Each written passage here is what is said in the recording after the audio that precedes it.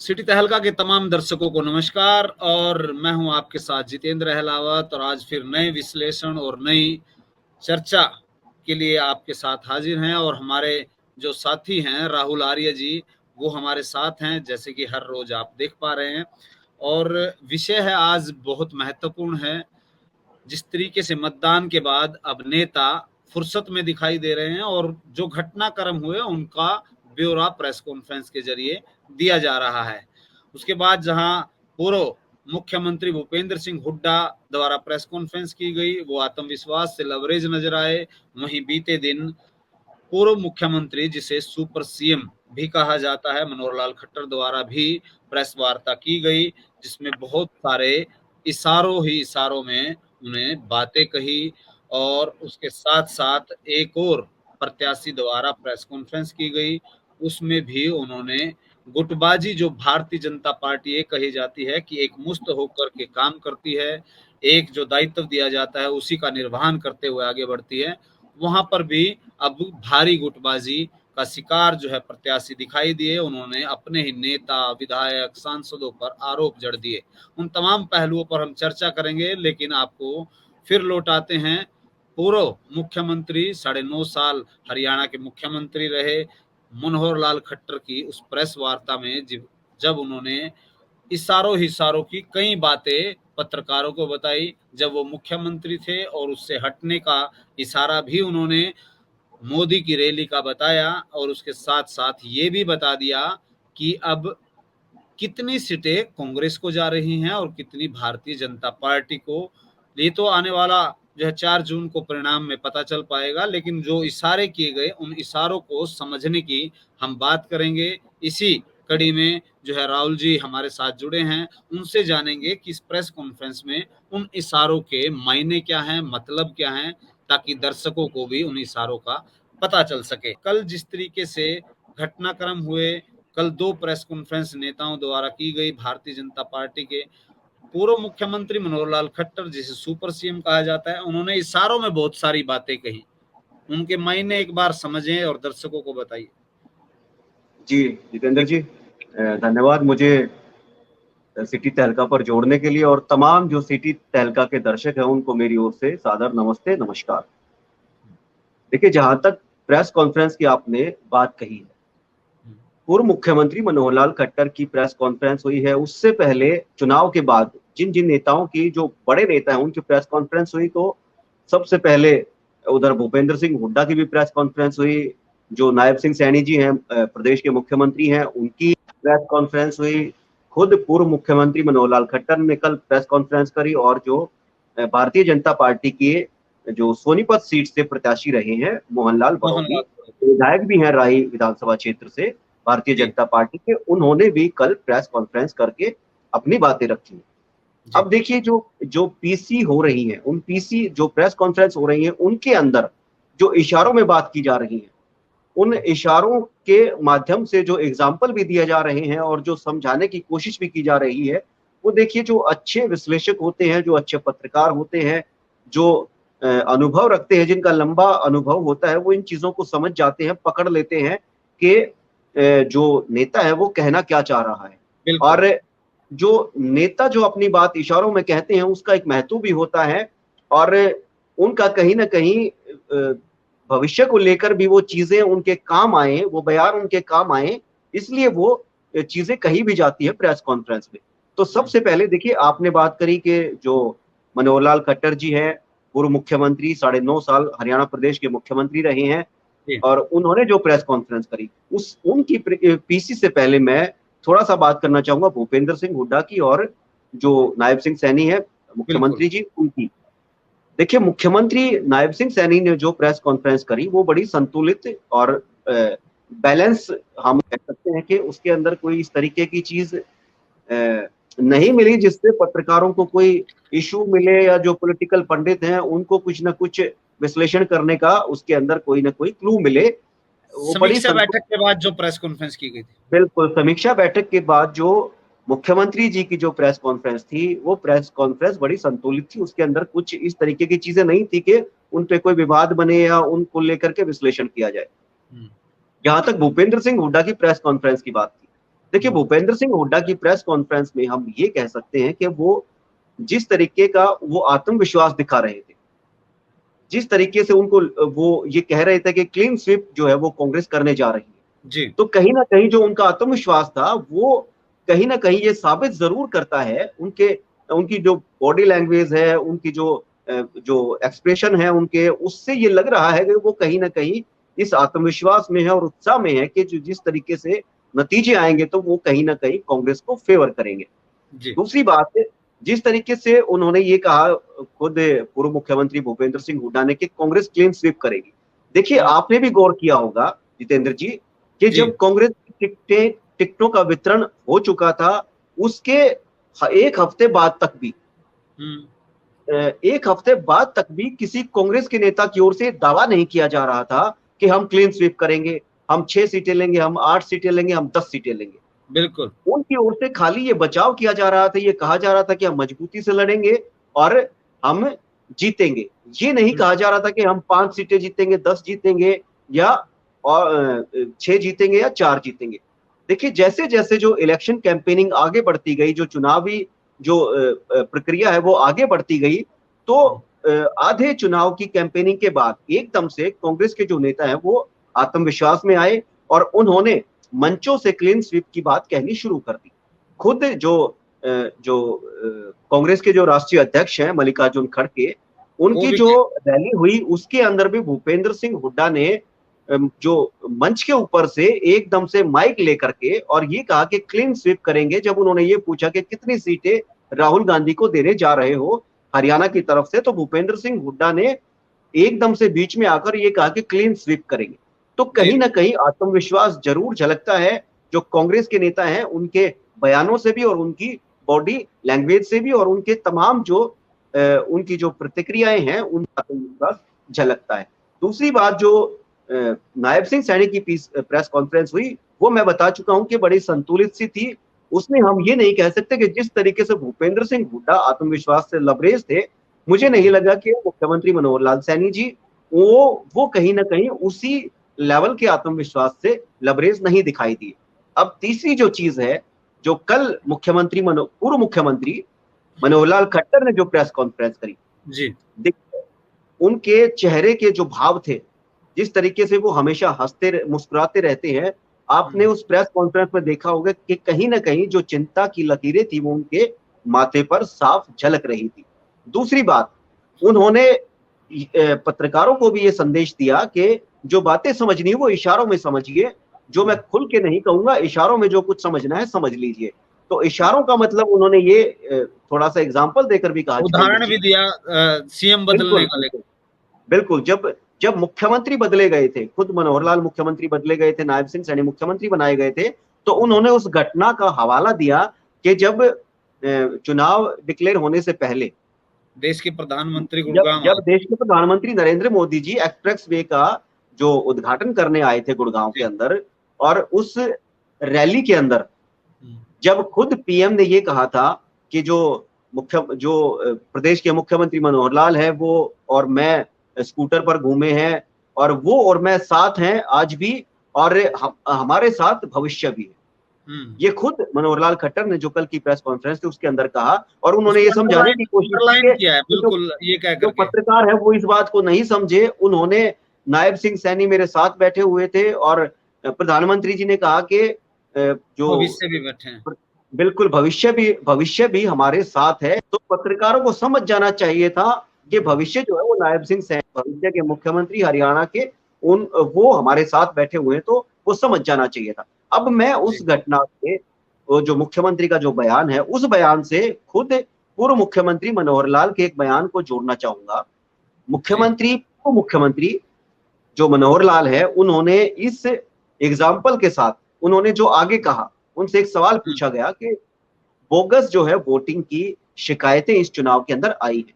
तो उन्होंने हुँ, ये कहा कि हाँ, बिल्कुल आई हैं और बोगस वोटिंग भी हुई है और अब तो टाइम निकल गया है, वरना हम उसकी कंप्लेंट भी करते। मगर हुँ, उन्होंने जिन जगहों का नाम लिया, उन्होंने हुँ, कहा कि बोगस वोटिंग जो वो रोहतक और और सिरसा के सिरसा। अंदर। हुँ, अब देखिए, मुख्यमंत्री आप जैसे हम जैसे पत्रकारों को ये समझा रहे हैं कि इशारों की चीजें आप लोग समझ लिया करें, तो फिर देखिए इशारा ये भी है कि रोहतक और सिरसा सीट वो कहीं ना कहीं पूर्व मुख्यमंत्री मनोहर लाल खट्टर ने भी ये इशारा कर दिया है कि वहां पर बोगस वोटिंग हुई है। कल को नतीजे जो है वो भाजपा के अनुकूल नहीं आ सकते। और जब कल ये को चार कवर करने वाली बात भी हो सकती है, इसको कहा जा सकता है कि भाई वहां ये हुआ है, कहने की बातें आ जाएंगी कि वहां बोगस वोट हुई, ये चीज। मैं बिल्कुल उसी बात पे आ रहा हूं कि जब 4 तारीख को नतीजे आएंगे और अगर रोहतक की और सिरसा की सीट जो है वो भाजपा को नहीं जाती जैसी की संभावना भी है, तो कल को भारतीय जनता पार्टी के नेता ये कह सकते हैं कि हमने तो जो गिनती है, जो काउंटिंग है, उससे पहले ही बता दिया था कि यहाँ पे बोगस वोटिंग हुई है, इस वजह से ये जीत गए। तो ये उनका बात कही उन्होंने कि ये उनका इशारा अधिकारी है। जी जी बताइए, आप पूरी करिए बात। बिल्कुल बिल्कुल।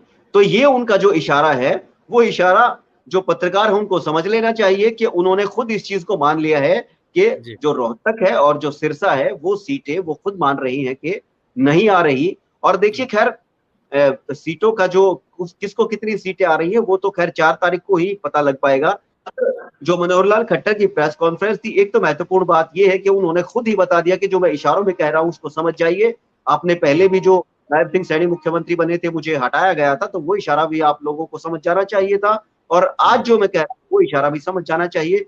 दूसरा, देखिए उनके जो हाव भाव थे, जिस तरीके का आत्मविश्वास जो भूपेंद्र सिंह हुड्डा की आंखों के अंदर या उनके चेहरे से या उनके भाव से नजर आ रहा था, वो आत्मविश्वास कहीं ना कहीं ना तो नायब सिंह सैनी जो मुख्यमंत्री जी हैं उनके हाव भाव से नजर आया, उनकी प्रेस कॉन्फ्रेंस में नजर आया, और ना ही जो पूर्व मुख्यमंत्री मनोहर लाल खट्टर जिन्होंने कल जो प्रेस कॉन्फ्रेंस करी, उनके हाव भाव से, उनकी जो बॉडी लैंग्वेज है उससे वो आत्मविश्वास नजर नहीं आया, नहीं झलकता था।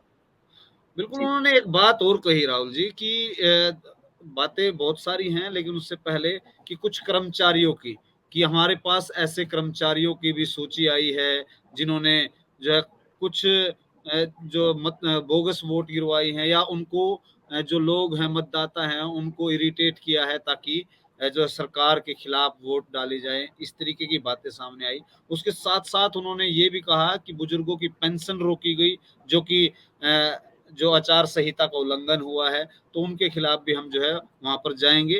तो ये सीधे तौर पर भूपेंद्र सिंह हुड्डा पर उन्होंने कटाक्ष भी किया, आरोप भी लगाया इस बात का। देखिए जो पूर्व मुख्यमंत्री मनोहर लाल खट्टर जी हैं, वो जो सत्ताधारी दल है भारतीय जनता पार्टी, उसी के मुख्यमंत्री थे। और जो बीजेपी है भारतीय जनता पार्टी, जिस भारतीय जनता पार्टी के पूर्व मुख्यमंत्री मनोहर लाल खट्टर जी नेता हैं, उसी की सरकार हरियाणा में है, किसी और दल की सरकार नहीं है जी। अब खुद मुख्यमंत्री मनोहर लाल खट्टर जी खुद अपनी ही सरकार को घेरते हुए नजर आ रहे हैं, अपने ही अधिकारियों और अपने ही कर्मचारियों पर सवाल उठा रहे हैं। और जिस तरीके से वो सवाल उठा रहे हैं, उस तरीके से लग रहा है कि वो सत्ता में नहीं बल्कि विपक्ष में है। वो कर्मचारियों पर सवालिया निशान खड़ा कर रहे हैं, वो अधिकारियों पर सवालिया निशान खड़ा कर रहे हैं, वो कार्रवाई की बात कर रहे हैं कि कार्रवाई की जानी चाहिए, कार्रवाई करेंगे, ठोक के करेंगे। और देखिए जिस तरीके की जो चिंता वो जाहिर कर रहे हैं, एक कमजोरी सी जो वो दिखा रहे हैं, एक विवशता सी, बेबसी सी जो दिखा रहे हैं कि जो कर्मचारी वर्ग है वो उनकी इस बात से ये साबित हो जाता है, ये कहीं ना कहीं ये लगता है कि जो कर्मचारी वर्ग है, अधिकारी वर्ग है, उसका जो है वो कहीं ना कहीं आउट ऑफ कंट्रोल जो है वो सत्ताधारी दल के दायरे से निकल चुका है। और जिस तरीके से उन्होंने भी ये साफ कहा कि जो कोड ऑफ कंडक्ट है उसके दौरान कुछ कर्मचारियों अधिकारियों ने एक सर्कुलेशन जो है वो निकाल दिया, जो निकाल नहीं सकते, कि जो बुढ़ापा पेंशन है वो रोक दी जाएगी 2 महीने के लिए, जब तक जो कोड ऑफ कंडक्ट है वो लगा रहेगा। तो उससे वो बातें नजर आए। और जिस तरीके से देखिए मुख्यमंत्री मनोहर लाल खट्टर, पूर्व मुख्यमंत्री मनोहर लाल खट्टर, उनको कौन रोक रहा है कि अधिकारियों पर कार्रवाई? सुपर सीएम भी हैं वो, उनको बार-बार इस तरीके की बातें निकल जाती है। उस चीज पे भी आए, मगर एक बात नोट करने की है, बड़ा गौर करने की है कि जो मनोहर लाल जी हैं उनको कौन रोक रहा है कि ऐसे कर्मचारियों पर कार्रवाई की जाए, ऐसे अधिकारियों पर कार्रवाई की जाए। उनको ये 9.5 साल के अंदर ये प्रेस कॉन्फ्रेंस या ऑन कैमरा ये कहने की क्या जरूरत है कि कर्मचारियों के साथ हम ये करेंगे, कर्मचारियों के साथ हम वो करेंगे, कर्मचारियों ने ये कर दिया, कर्मचारियों ने वो कर दिया, कर्मचारियों ने कर दीजिए ना आप। बिल्कुल बोगस वोटिंग की जो कर्मचारियों के कारण बोगस वोटिंग भी हुई है, उसमें भी कर्मचारियों को कहीं ना कहीं उन्होंने धसा दिया। अब देखिए सबसे महत्वपूर्ण बात मैं वही कह रहा हूं कि वो कहीं ना कहीं उनमें आत्मविश्वास की कमी एक चीज, दूसरी बात है वो बार बार मंचों से, बार बार प्रेस कॉन्फ्रेंस के माध्यम से ये कह रहे हैं कि अपनी ही सरकार पर वो कहीं ना कहीं ये मान रहे हैं कि सरकार का नियंत्रण जो है वो अधिकारियों और कर्मचारियों पर खत्म हो गया है, और कर्मचारियों को कहीं ना कहीं वो दबाव डालने के लिए, कर्मचारी कुछ गलत ना करें इसलिए वो उनको सीधा सीधा टारगेट कर रहे हैं, कह रहे हैं कि हम तुम्हारे खिलाफ ये कार्रवाई करेंगे वरना सुधर जाओ। हम 4 तारीख के बाद, 4 तारीख तक तुम रहोगे, 5 तारीख को फिर हम आ जाएंगे, फिर हम तुम्हारे साथ ये करेंगे वो करेंगे। देखिए मुझे इन तमाम चीजों के पीछे, अगर आप मनोवैज्ञानिक तौर से इस बात को, जी। इस चीज को सोचे देखें, तो मुझे लगता है कि कहीं ना कहीं जो कर्मचारी है या जो अधिकारी जो वर्ग है वो कहीं ना कहीं सरकार के जो सरकार के जो कह सकते हैं कि सरकार की दायरे से दायरे से छूट बाहर। चुका है, बिल्कुल। या जो सरकार का एक अधिकार होता है या सरकार का एक जो हम कह सकते हैं प्रेशर होता है, जो दबाव होता है, उस दबाव से जो है वो अधिकारी और कर्मचारी जो वर्ग है वो बाहर निकल चुका है। और जिस तरीके से खुद खट्टर साहब ये कह रहे हैं कि कर्मचारी अपनी मर्जी से सर्कुलेशन, अधिकारी अपनी मर्जी से सर्कुलेशन डाल रहे हैं, तो कहीं ना कहीं ये बदलाव की हो सकता है संकेत ये हो इस तरीके से अधिकारी। अमूमन ऐसा भी रहता है राहुल जी कि जब इस तरीके की स्थिति पैदा हो जाती है और ये दिखने लग जाता है, क्योंकि जब कर्मचारी या प्रशासनिक अधिकारी काम करना छोड़ देता है तो यहाँ बड़ा बदलाव या भविष्य के चुनाव में इसका बहुत ज्यादा असर पड़ता है। तो ये उसकी तरफ इशारा तो नहीं है। देखिए बिल्कुल, कल कल की जो परसों की जो डिबेट थी, जो विश्लेषण था, हम्म। उस विश्लेषण के अंदर भी मैंने एक चीज कही थी कि कोई बीमारी आती है, शरीर के अंदर कोई बदलाव होता है तो उसके पहले लक्षण आ जाते हैं, सिम्टम आ जाते हैं। हम्म। तो तो क्या जो जिस तरीके की जो अधिकारियों की तरफ से भी जो चीजें हो रही हैं और पूर्व मुख्यमंत्री खट्टर साहब की तरफ से भी जो बयान आ रहे हैं, वो कहीं ना कहीं आने वाले जो बदलाव है उसका कहीं ना कहीं लक्षण तो नहीं है, हम्म। उसके कहीं ना कहीं सिम्टम तो नहीं है। हम्म। ये भी हो सकता है। अच्छा, खास बात यह है कि जिस तरीके से अभी भी बागडोर आम जनमानस में भी यही है कि पीछे से सुपर सीएम यही हैं, और ये बात जग जाहिर भी है, लग रहा है।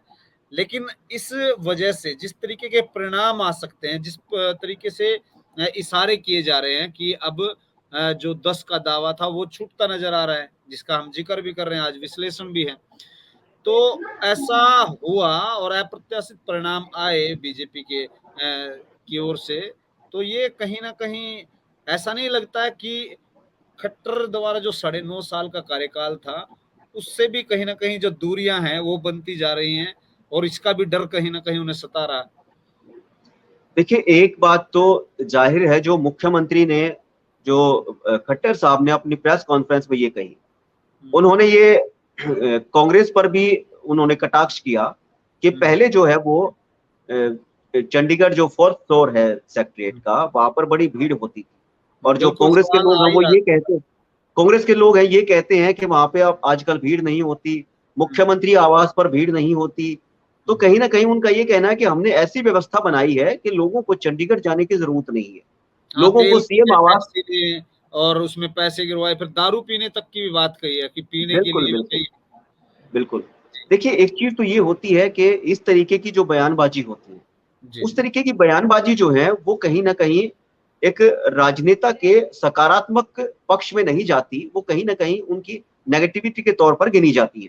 हम्म। अब देखिए जो जनता चंडीगढ़ जाती है, या किसी गांव की दिल्ली जाती पंचायत है। या किसी, या 10 पॉलिटिकल आदमी या 10 वर्कर, चाहे किसी भी पार्टी को, या 10 सामाजिक आदमी या किसी सामाजिक संगठन के व्यक्ति अगर अपने राज्य की राजधानी में जाते हैं और वहां पे रुकते हैं और किसी मंत्री के पास जाते हैं, मुख्यमंत्री के आवास पर जाते हैं, या फिर मुख्यमंत्री जो सेक्रेटरीट में मुख्यमंत्री का ऑफिस होता है 4th फ्लोर पे, 4थी मंजिल पे, वहां चले जाते हैं, तो बिल्कुल ये नहीं माना जाना चाहिए कि वो दलाल हैं, या बिल्कुल ये नहीं माना जाना चाहिए कि वो यहाँ पर शराब पीने आए हैं या वो किसी को जबरदस्ती लेके आए हैं।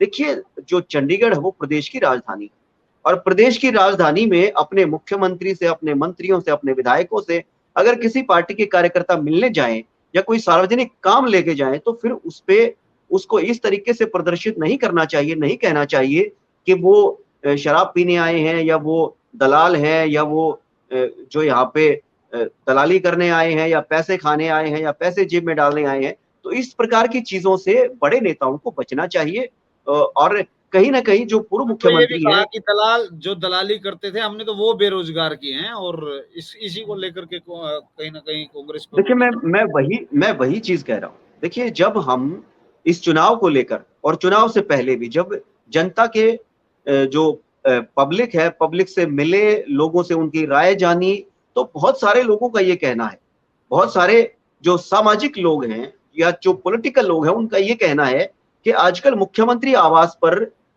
हाज़िरी नहीं होती, मुख्यमंत्री आवास पर कोई आदमी जाता नहीं। उसका जी मतलब ये है कि कहीं न कहीं मुख्यमंत्री की जो लोकप्रियता है, उसको ठेस लगी है और मुख्यमंत्री जी लोगों के काम नहीं करते, इस वजह से वहाँ जाने का फ़ायदा क्या है? इस वजह से वहाँ पे भीड़ नहीं होती। जो पहले के मुख्यमंत्री रहे हैं, चाहे भूपेंद्र सिंह हुड्डा हो, चाहे ओम प्रकाश चौटाला हो, चाहे चौधरी बंसीलाल हो, चाहे चौधरी भजनलाल हो, चाहे और मुख्यमंत्री रहे हों। अ, बिल्कुल। वो कहा जाता है कि चंडीगढ़ और दिल्ली में हम्म। 1000 2-2 हज़ार आदमी हरियाणा के वहाँ पर एक किस्म से रहा करते और लोगों बिल्कुल। को भी ये होता था कि ये हमारी राजधानी है और प्रदेश के अंदर राज चल रहा है। और हम्म। मुख्यमंत्री का कहीं न कहीं एक ऑरा होता था, एक आभामंडल होता था कि जो प्रदेश की ये भी जन रहता था बिल्कुल कि जब जाते हैं तो आदमी को कहीं ना कहीं इस बात का गर्व भी होता था कि हमारे लिए मुख्यमंत्री ने समय दिया।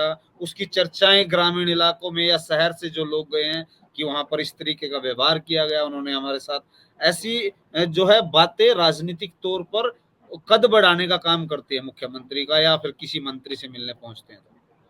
देखिए बिल्कुल मैं इस बात में एक एक चीज़ और जोड़ना चाहूँगा, जी कि जो भारतीय जनता पार्टी के जो कुछ मंत्री भी हैं, कुछ विधायक भी हैं, जी वो भी कहीं न कहीं जो पूर्व मुख्यमंत्री मनोहर लाल जी हैं, खट्टर साहब हैं, उनकी इस बात से इत्तेफ़ाक नहीं रखते। वो भी दबी ज़ुबान से ये कहते हैं कि हमारी कोठियों पे आदमियों को आना चाहिए, कार्यकर्ताओं को मिलते-जुलते रहना चाहिए। हम उनसे काम के बारे में भी जान सकें, उनसे फीडबैक भी ले सकें, उनसे तमाम दुःख-सुख की बातें भी अपनी साझा कर सकें। कार्यकर्ताओं के माध्यम से पता लगता रहता है ज़मीनी हकीकत क्या है, कहाँ पे विकास कार्यों की ज़रूरत है और जब लोग आना ही बंद कर दें, तो फिर हालात ऐसे ही हो जाते हैं जिस तरीके के हालात जो भारतीय जनता पार्टी के नेताओं का विरोध आपने गाँव के अंदर देखा होगा। तो कहीं न कहीं देखिए उस चीज़ को आप इस चीज़ से अगर जोड़कर भी देखना चाहते हैं कि जो खट्टर साहब वो ये कह रहे हैं कि चंडीगढ़ आने की ज़रूरत नहीं है, हमने सारी चीज़ें ऐसी कर दी हैं। तो फिर नेताओं का जो भारतीय जनता पार्टी के नेता उनका विरोध क्यों हो रहा है? उनकी हम्म। लोकप्रियता क्यों कम हो रही है? उनकी जब वो गाँव के अंदर जाते हैं तो पहले हज़ारों आदमी इकट्ठा हो जाते थे, आजकल 10 आदमी इकट्ठा करना भी क्यों भारी हो जाता है? अगर फिर दूसरी बात है देखिए जनता या बहुत सारे जो लोग हैं वो ये भी कहते हैं कि अगर जो खट्टर साहब वो ये कह रहे हैं कि हमने लोगों को बिल्कुल सुखी कर दिया है, उनको चंडीगढ़ आने की ज़रूरत नहीं है, उनको किराया खर्च करने की ज़रूरत नहीं है, घर पे ही सारे काम कर लेने चाहिए। तो फिर वो लोग सवाल उठाते हैं कि फिर जो पूर्व मुख्यमंत्री हैं वो रैलियों के लिए हमें धूप में क्यों खड़ा करते हैं? रैलियाँ भी बिल्कुल। ऑनलाइन क्यों नहीं करा दी जाती? रैलियों के लिए भी हम घर से ही बटन दबाएँ और फिर रैलियाँ हम देख लें तो फिर रैलियों में हमें 2-2 3-3 4-4 5-5 घंटे क्यों हमारे खराब किए जाते हैं? हमें धूप में क्यों तपाया जाता है? हमें क्यों कहा जाता है कि बसें भर के लाइए, गाड़ियाँ भर के लाइए? फिर वो जो गाड़ियाँ हैं, उनके पैसे कहाँ से आते हैं?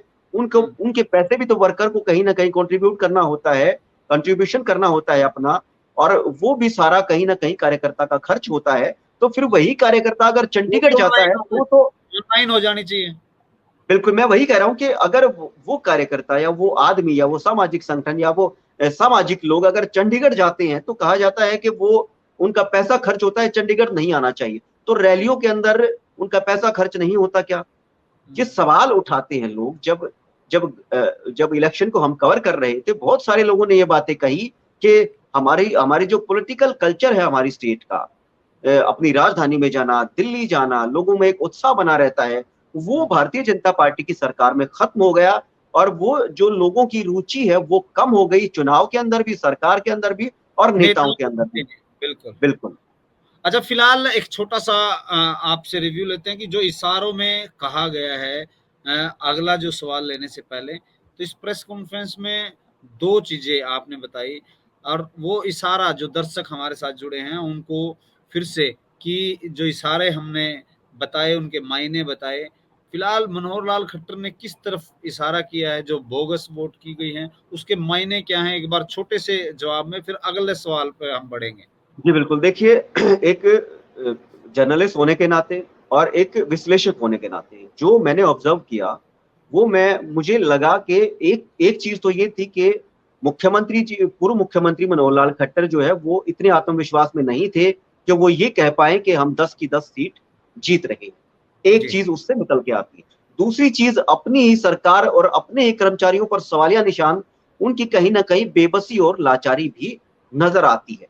और तीसरी चीज जो इशारा उन्होंने किया, उन्होंने खुद इशारा ये कहा कि एग्जाम्पल दिया कि जो मोदी साहब आए थे और उन्होंने सारी बातें कही, तो उन्होंने इशारों में भी ये भी कहा कि बोगस जो वोटिंग है वो रोहतक के अंदर हुई है और सिरसा सिरसा के अंदर हुई है। तो कहीं ना कहीं ये इशारा, इसके मायने जो है वो ये भी निकलते हैं कि वो ये मान के बैठे हैं कि रोहतक और जो सिरसा सीट है वो भारतीय जनता पार्टी कतई नहीं जीत रही। कल को नतीजे आए तो अगर पूछा जाए कि आप रोहतक क्यों नहीं जीत पाए, आप सिरसा क्यों नहीं जीत पाए, तो बोगस वोट को हम आगे कर सकते हैं।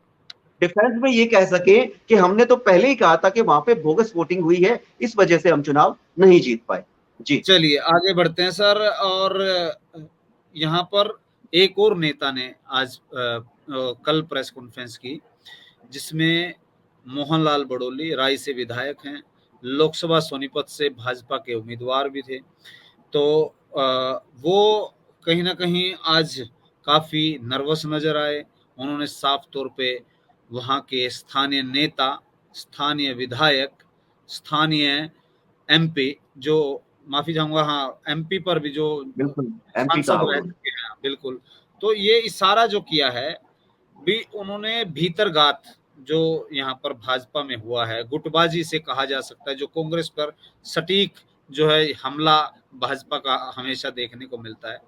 तो ये तमाम जो पहलू हैं, और यहाँ पर बिल्कुल कार्यकर्ताओं तक भी ये बात कही गई है कि ऐसा किया गया है, और उनकी ऑडियो वीडियो इस तरीके की बातें जो सामने आई हैं, इसको किस नजरिए से देखते हैं? जो लगातार इशारों की बात चल ही रही है, तो इसको हम इस पर भी विश्लेषण कर लेते हैं, दर्शकों को बता देते हैं कि यहाँ का देखिए क्या। जितेंद्र जी, बिल्कुल देखिए, जो भारतीय जनता पार्टी के सोनीपत लोकसभा से जो प्रत्याशी हैं मोहनलाल बड़ोली, और जी। वो राय विधानसभा क्षेत्र से मौजूदा विधायक भी हैं, हम्म। उन्होंने जो अपनी प्रेस कॉन्फ्रेंस के अंदर, अपनी जो प्रेस वार्ता है उसके अंदर जो चीजें कही, अब एक उन्होंने सवालिया निशान लगाए, उन्होंने जो आरोप लगाए वो कांग्रेस पर कम लगाए और खुद के जो भारतीय जनता पार्टी के नेता हैं उन पर ज्यादा लगाए।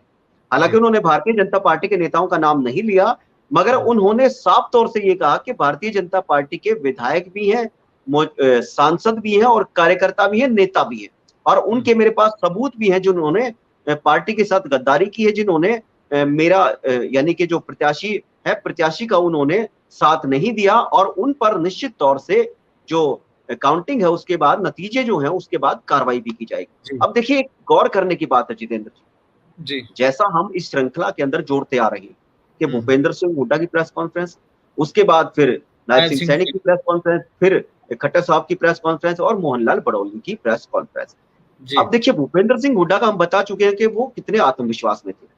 अब हम चर्चा कर चुके हैं नायब सिंह सैनी जी की भी, हम चर्चा कर चुके हैं खट्टर साहब की भी, और मोहनलाल बड़ौली को अगर आपने देखा होगा तो वो जो आत्मविश्वास, जो एक जीत का आत्मविश्वास होता है, वो भी जी। उनके चेहरे से कहीं नहीं झलकता था, बल्कि आरोप जब लगाए जाते हैं, जब आदमी हताश हो और निराश हो, जब जी। कुछ ना कुछ सीख देना हो, जब देखिए जीत का अगर जीत का कॉन्फिडेंस होता है, जीत का आत्मविश्वास होता है, तो आरोप नहीं लगाए जाते। आरोप इसलिए लगाए जाते हैं कि बचाव हो सके कल को, कि हार क्यों हुई, तो हार के कारणों को गिनवाया जाए, तो उनके अंदर ये भी गिनवाया जा सके कि जो हमारे ही नेता थे उन्होंने हमारे साथ वित्राघात किया, इस वजह से हम चुनाव हार गए।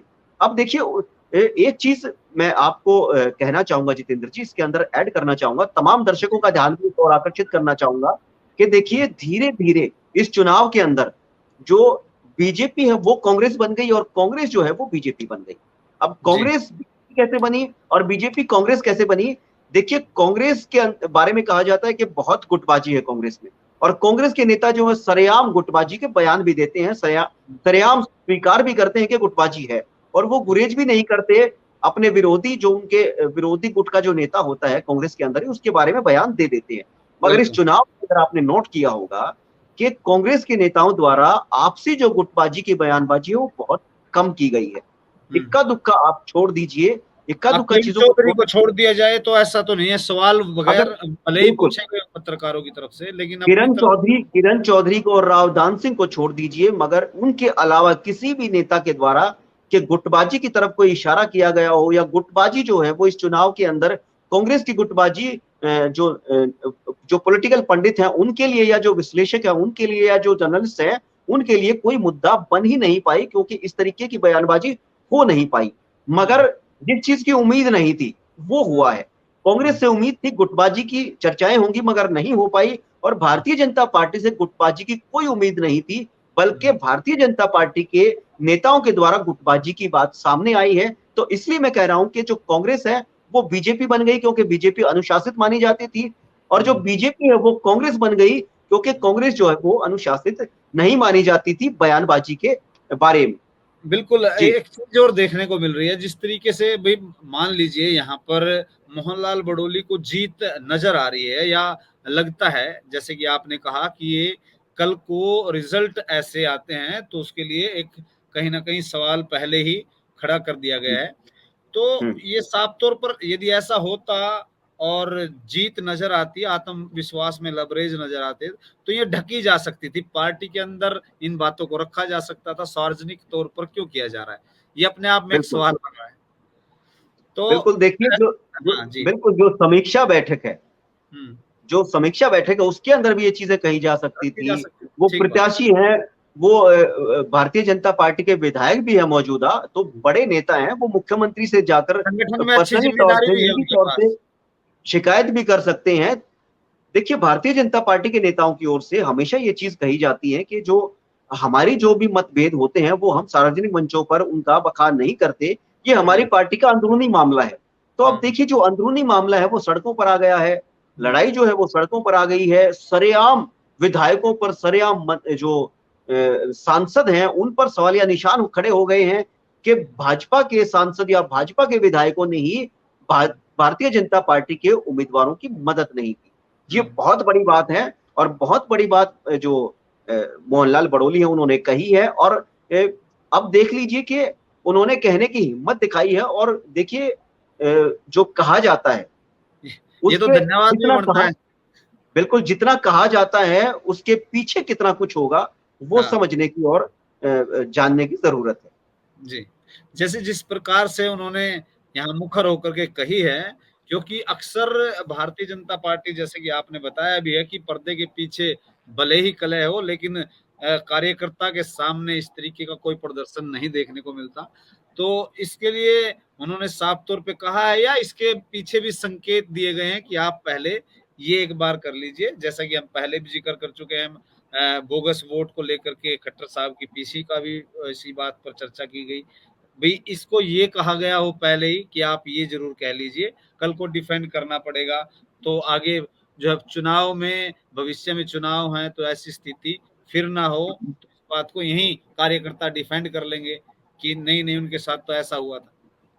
बिल्कुल देखिए जितेंद्र जी और तमाम दर्शकों को मैं ये बात कहना चाहूंगा, उनका ध्यान इस ओर खींचना चाहूंगा, आकर्षित करना चाहूंगा कि कांग्रेस के बारे में कहा जाता था अगर कांग्रेस कोई चुनाव हार जाती, जी। या पहले भी जो चुनाव हारे हैं, हम्म। तो जो हम जैसे विश्लेषक हैं, या जो और भी पॉलिटिकल पंडित हैं, या और जो नेता हैं अपोजिशन के, जी। या जो भी नेता है चाहे किसी भी पार्टी का हो, उनकी ओर से एक बात बड़े साफ तौर से कह दी जाती थी, या कह दी जाती है कि ये जो चुनाव है वो कांग्रेस की गुटबाजी की भेंट चढ़ गया। हम्म। अब जिस तरीके से मोहनलाल बड़ोली ने सोनीपत में प्रेस कॉन्फ्रेंस करी है, मैं सोनीपत पर की है या कहीं और की जितेंद्र की, मैं दावे के साथ तो नहीं कह जी। जी। सकता, वही वही किया है। मगर सोनीपत से जो प्रत्याशी हैं वो, उन्होंने जो प्रेस कॉन्फ्रेंस की है, उनकी प्रेस कॉन्फ्रेंस से एक विश्लेषक के तौर पर, एक पत्रकार के तौर पर अगर मैं उसका एनालाइज करूं, तो मैं ये जी। कह सकता हूं कि जो सोनीपत का चुनाव है भारतीय जनता पार्टी का, वो भारतीय जनता पार्टी के नेताओं की गुटबाजी की भेंट चढ़ गया है। ये मैं इसके अंदर कहना चाहूंगा। और ये कहने का आधार जो है वो मेरी खुद की राय नहीं है, बल्कि वो मोहनलाल मोहनलाल बड़ोली ने जो बड़ोली के कहा, बयान है। वो आधार उनकी प्रेस कॉन्फ्रेंस है। और आधार जो मेरा जो कहने का आधार है वो उनकी खुद की बयान है, उनके खुद के बयान। बिल्कुल। तो आमतौर पर ये बात कह लिया जाए या इस इन तमाम सिनेरियो को जिसे समझाया और दर्शकों तक बताया है, तो कहीं न कहीं जो परिणाम हैं, वो फिलहाल देखे जा सकते हैं कि 3 सीटों पर तो कहीं न कहीं अप्रत्यक्ष तौर पर भारतीय जनता पार्टी ने इसका कहीं न कहीं विश्लेषण या अपनी तरफ से कह ही दिया है कि कहीं न कहीं डिफेंड करने की बात आई है। तो ये सामने हो ही गया कि 3 तो कहीं न कहीं कांटे की टक्कर से या कल को यहाँ पर परिणाम बदले जा सकते हैं। देखिए, 3 की तो जो बात है वो इशारों-इशारों में खुद खट्टर भाजपा साहब ने और स्वीकार मोहनलाल कर बड़ोले ने स्वीकार ही कर लिए। अब हो जी, सकता है कि 4 तारीख से पहले अगर कहीं और किसी 1-2 प्रत्याशी की नेता प्रेस और आ कॉन्फ्रेंस जाए। हो जाए, जी। तो हो सकता है उनकी तरफ से भी कोई चीज़ आ जाए। हुँ, उनकी तरफ से भी कोई इशारा आ जाए कि समझ लीजिए, जैसा कि खट्टर साहब ने कहा कि इशारों में चीज़ों को समझ लिया करो। हुँ। आजकल तो तो हो सकता इशारा है बयानों से ज़्यादा चेहरे पढ़ने लगे हैं पत्रकार भी। हो सकता है कि कल को भिवानी से भी धर्मवीर जी की प्रेस कॉन्फ्रेंस आ जाए, वो भी आरोप लगाने शुरू कर दें। हो सकता है चौधरी रणजीत सिंह चौटाला की भी प्रेस कॉन्फ्रेंस हो जाए, वो भी आरोप लगा दें। हो सकता है अशोक तंवर की भी ये प्रेस कॉन्फ्रेंस आ जाए, वो भी आरोप लगाने शुरू कर दें। चलो हो ये तो सकता है भविष्य की अरविंद, बात है। देखिए, और एक बात और गौर करने की है रोहतक के अंदर। हालांकि अरविंद शर्मा ने प्रेस कॉन्फ्रेंस के अंदर कोई चीज नहीं कही, हुँ, बल्कि जो कृष्ण मूर्ति हुड्डा जी हैं, पूर्व जो मंत्री हैं और अभी अभी उन्होंने भाजपा ज्वाइन की है, हुँ। उनकी तरफ से भी जो बूथ कैप्चरिंग की चीजें हैं, उस तरीके की बातें कही गई हैं। और उसके बाद मनोहर लाल खट्टर ने उन चीजों को दोहराया है। तो हुँ। उनको भी इशारों के तौर पे समझ लेना चाहिए कि जो रोहतक, सोनीपत और जो सिरसा है, वो इशारों में साफ हो गया है। और हुँ। उसके अलावा जो भिवानी है, या उसके अलावा कुरुक्षेत्र है, या फिर आपका फरीदाबाद भी हो सकता है, गुड़गांव भी हो सकता है, अंबाला भी हो सकता है, हिसार भी हो सकता है। उनके जो प्रत्याशी हैं, उनकी तरफ से अब कोई इशारा कर दिया जाता है, या भविष्य में पूर्व मुख्यमंत्री या मौजूदा जो मुख्यमंत्री हैं, उनकी ओर से कोई इशारा आ जाता है, तो फिर वो भी चर्चा का विषय हो सकता है। हो सकता है 1 सप्ताह अभी परिणाम को हैं, तो 3 पर कहीं न कहीं ये कहा जा सकता है। तो आज का जो विश्लेषण था हमारा दर्शकों को बता दें कि जिस तरीके से भारतीय जनता पार्टी अनुशासन की पार्टी कही जाती है और उसको लेकर जिस तरीके से आज बयान सामने आए, इशारों की बात चली, वहीं रोहतक से माफ़ी चाहूँगा सोनीपत से भाजपा के प्रत्याशी मोहनलाल बड़ोली जो है उनका बयान सामने आया, प्रेस वार्ता सामने आना, अपने ही नेता विधायक और सांसदों पर गंभीर आरोप लगाना कि उन्होंने चुनाव में मदद नहीं की। इसको आप किस तरीके से देखते हैं? इसको एक कल को परिणाम के बाद डिफेंड के तौर पर देखते हैं या इसको आज नतीजे मान कर के चलते हैं? इसको किस तरीके से समझते हो आप कमेंट बॉक्स के माध्यम से ज़रूर बताइए और लगातार हर रोज़ एक नए मुद्दे से हम आपको फिर से जोड़ने का प्रयास करेंगे ताकि आप तक वो तमाम राजनीतिक घटनाक्रम हरियाणा के अंदर क्या चल रहा है उस पर आपको फिर से इसका विश्लेषण दिखा सके और आप अपनी प्रतिक्रिया जरूर दें और ये विश्लेषण आपको अच्छा लगे तो आप इसे शेयर भी करें। धन्यवाद। नमस्कार।